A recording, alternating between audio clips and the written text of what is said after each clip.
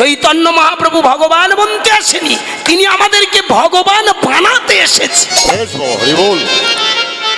আর আজকের দিনে রাগ করবেন না, আমরা কিন্তু অন্য কায়দায় সেই নিমাই চাঁদের বিকৃত করে আমাদের মতো ধান্দাবাজরা ব্যবসা চালাচ্ছি না বলুন? এই দেখুন, আমরা বৈষ্ণব সেজেছি, মালা গলায় দিয়েছি, তিলক পরেছি, নিরামিষ খাচ্ছি, মঠ মন্দিরে থাকছি, বাবা মা ছেড়ে আমরা বলছি আমরা বৈষ্ণব। কথাটা ভালো করে ভাববেন। একটা দেখবেন কীর্তনিয়ারা না ইদানিং সব মঠ মন্দিরে ছিল, এখন দেখছে সব থেকে বেশি ইনকাম কীর্তনে। সব বড় বড় চৈতনধারীরা সব এখন হরিনামে চলে এসেছে। রাগ করবেন না। কদিন আগে 6 দিন আগে না আমি ফোন করেছিলাম, মেদিনীপুরের একটা বেশ থাবাখানে চৈতন রেখেছে, বেশ বয়স্ক কীর্তনিয়া, নাম আর বলবো না কারণ ক্যামেরাগুলো বসে আছে, ওদের বিশ্বাস নেই, ওরা বাজে, ওরা কোথায় ফুরুত করে ছেড়ে দেবে বাবা, আমার সুরুত করে এসে গলা টিপে ধরবে। না বাবা বলবো না, তবু না বলে আর থাকি কই কি। এখন সেই থাবাখানের চৈতনের কাছে ফোন করেছি, বাবা আমাদের একটা হরিসভা আছে, দয়া করে আপনার মতো বৈষ্ণব এসে যদি আমাদের হরিবাসরে দাঁড়ান, আমাদের হরিবাসর ধন্য হবে, আমরা আপনাকে দেখে ধন্য হব, আপনার মুখে হরিনাম শুনে ধন্য হব, দয়া করে আপনার কত দিতে হবে? চুপ করে থেকে বলেন 90,000 লাগবে। চৈতনের দাম এত, এই আমি এসে পৃথিবীতে জানতে পারলাম। নবদ্বীপে একটা চৈতনধারীকে ফোন করেছি, বাবা আপনার রেট কত? বলে 60। শুনে আমার গলা কাঠ। চৈতনার মালার যদি এত দাম হয়, এরা কারা রে ভাই? সেদিন নবদ্বীপে আমার নিমাই ব্রাহ্মণদের বিরুদ্ধে প্রতিবাদ করেছিল।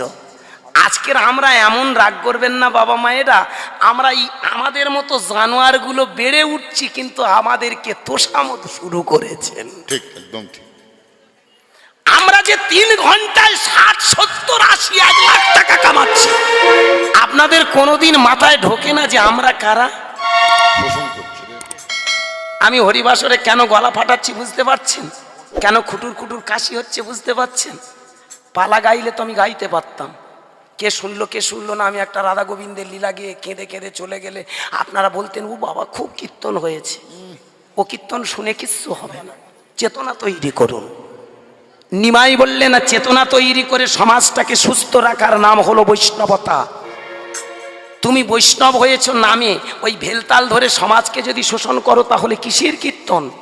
আজকের সেই জায়গায় দাঁড়িয়েছে আমরা নামে গোপাল পুজো করছি, আর এই গোপালের নাম করে এই বিশ্ব ব্রহ্মাণ্ডটাকে শোষণ করছি। সেদিন দেখি একটা কীর্তনিয়া একটা গোপাল হরিবাসরে নিয়ে এসে বলছে, আমা আমার গোপাল কথা বলে, আমার গোপাল মাগো সেবা করে। আমা আপনারা যারা যারা সেবা করাবেন দয়া করে আপনারা 2-4 পয়সা দিয়ে যাবেন। কীর্তনে ক টাকা ইনকাম, হরিবাসর এই দেখ বলতে বলতে এই রকম একটা গোপাল নিয়ে শোনা রে, ওরে গোপাল আমার হরিবাসরে দাঁড়ালো, 4 দিক থেকে কুলের মতো মাল এসে পড়লো, 1 চাই টাকা হয়ে গেল, নিয়ে চলে গেল।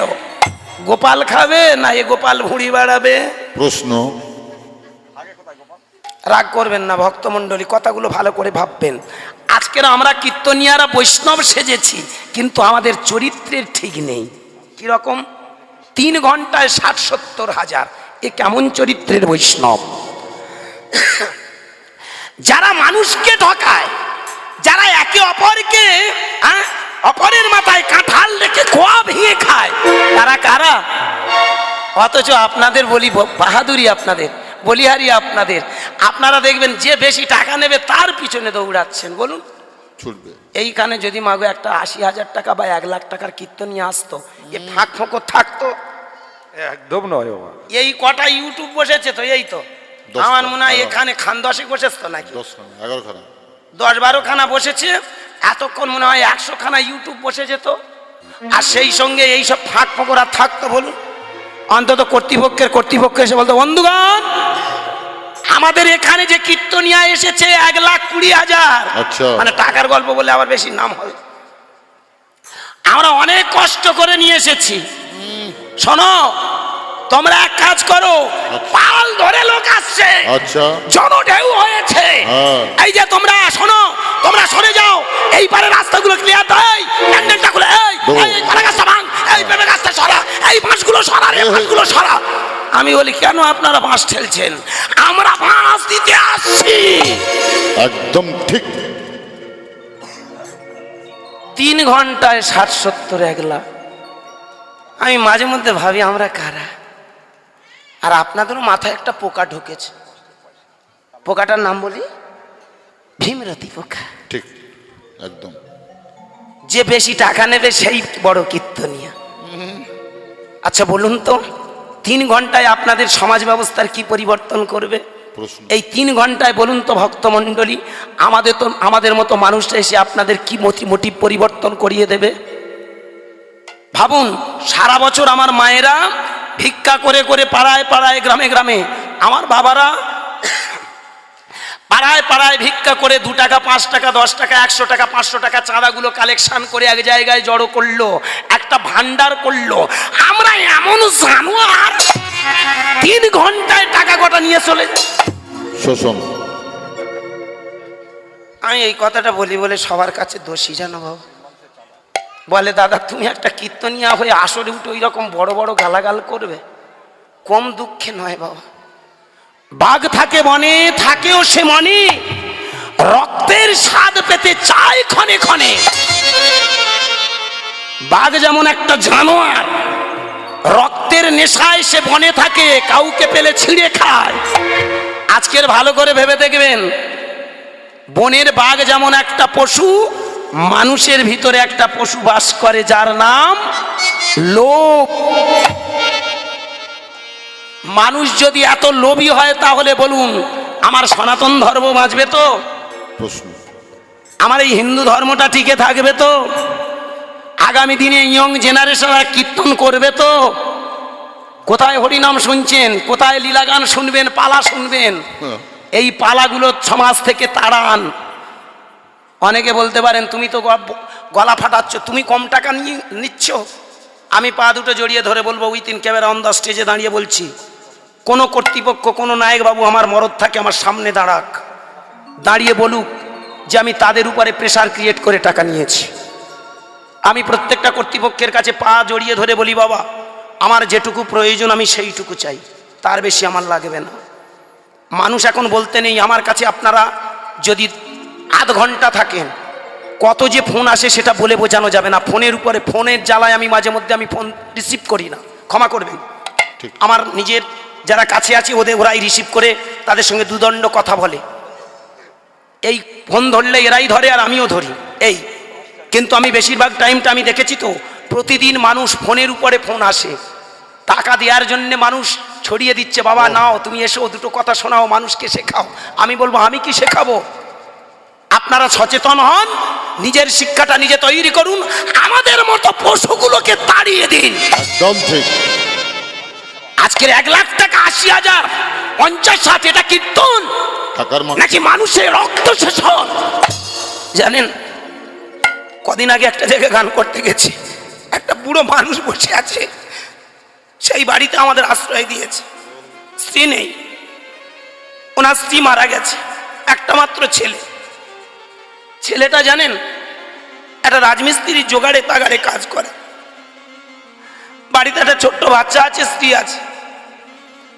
এইবার বাড়ির যিনি বুড়ো, মানে যিনি জোগাড়ে তাগাড়ে করে, ওনার বাবা আমাকে বলছে গুরুদাস বাবু আমাদের এখানে সব বড় বড় দল আসছে গো, এটা অনেক বড় হরিসভা, কিন্তু জানো বাবা আমার উপরে ওরা বলেছে 5,000 টাকা দিতে হবে। আমার ছেলেটা কোথায় পাবে বলো তো বাবা? ও সারাদিন 400-450 টাকা মাইনে পায়, ওর একটা ছোট্ট ছেলে আছে, দুধ কিনতে পারে না, ওর ঘরে আমাদের এক মুঠো অন্ন দিতে পারে না। বলো না ও ঠাকুর, তোমরা বলো না 5,000 টাকা দেয়নি বলে জানো ওরা আমায় বলেছে, বলে তোমার ছেলে যেন মন্দিরে না আসে।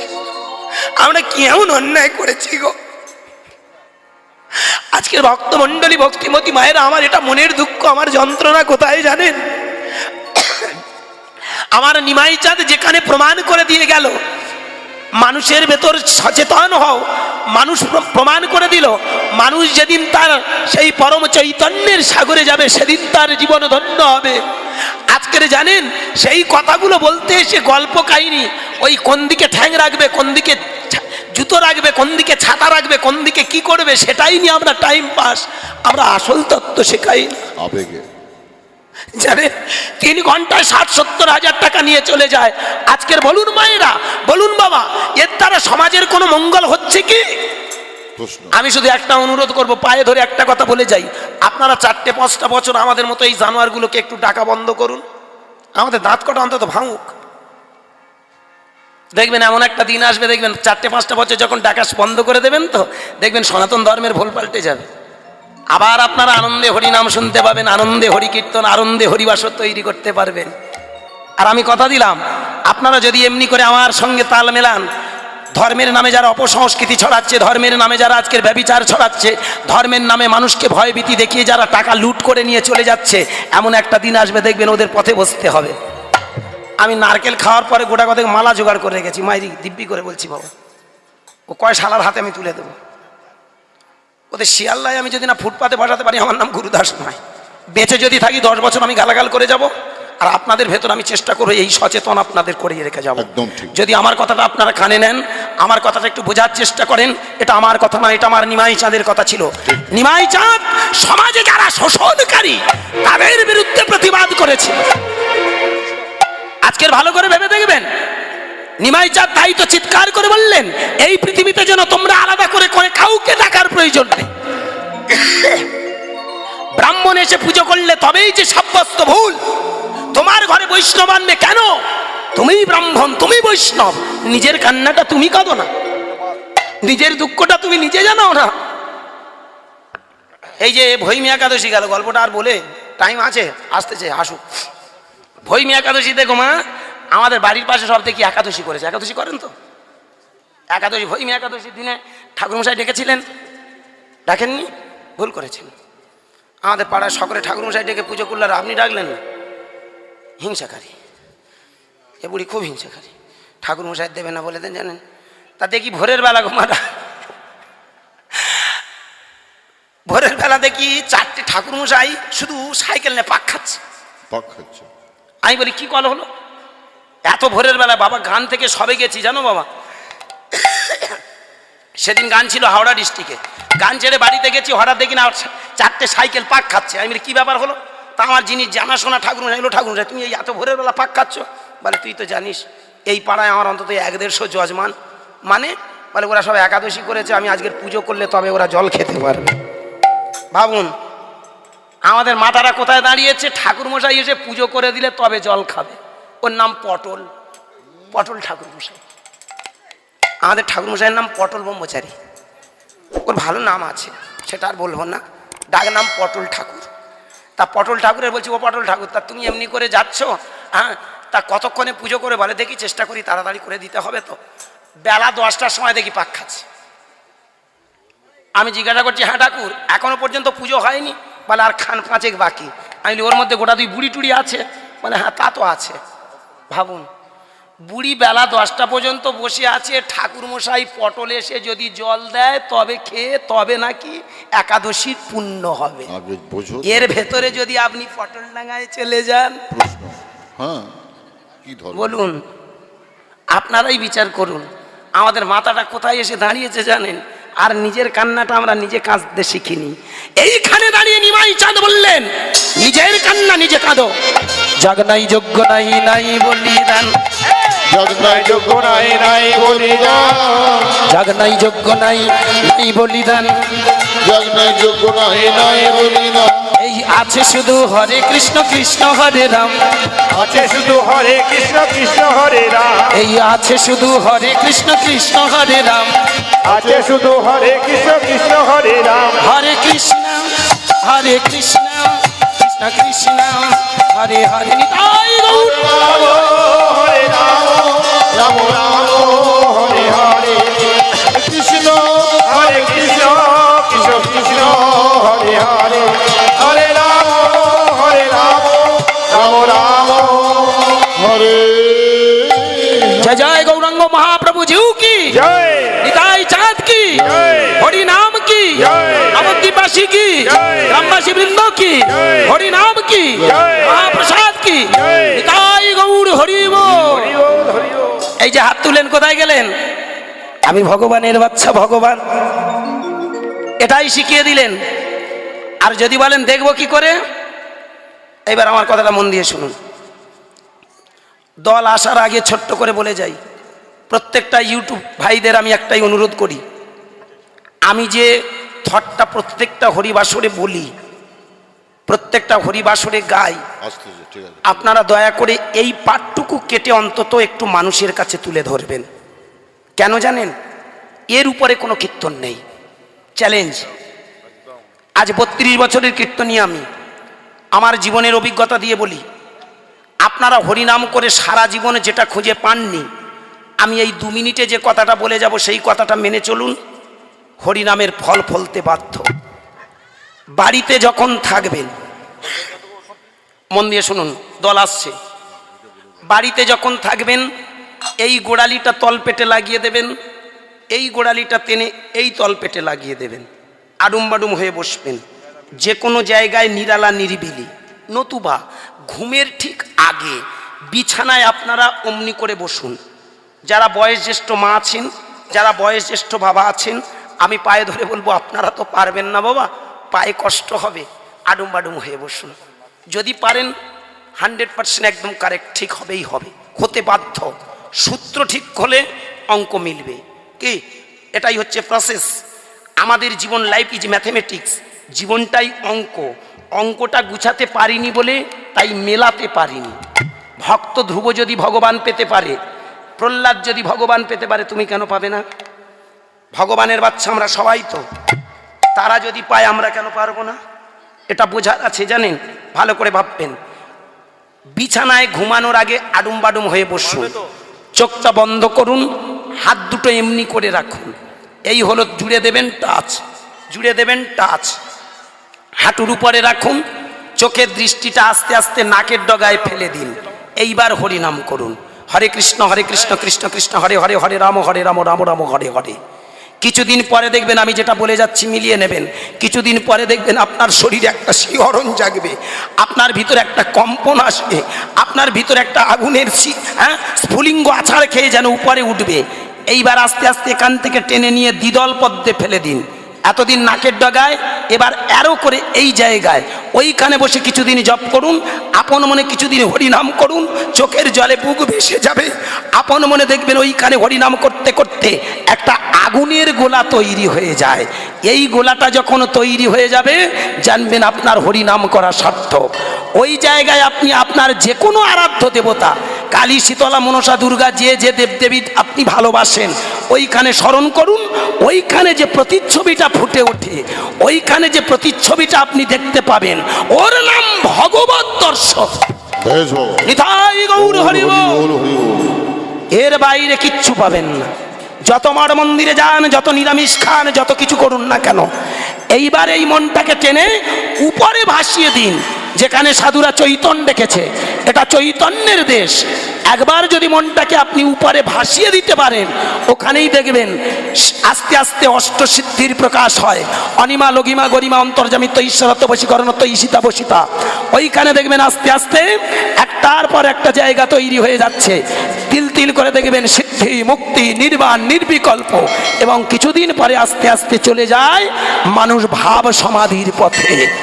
যেদিন মানুষ নিজেকে হারিয়ে ফেলে, নিজেকে তন্ময় করে ফেলে, এর নাম হলো বৈষ্ণবতা। নিতাই গৌর হরি বল।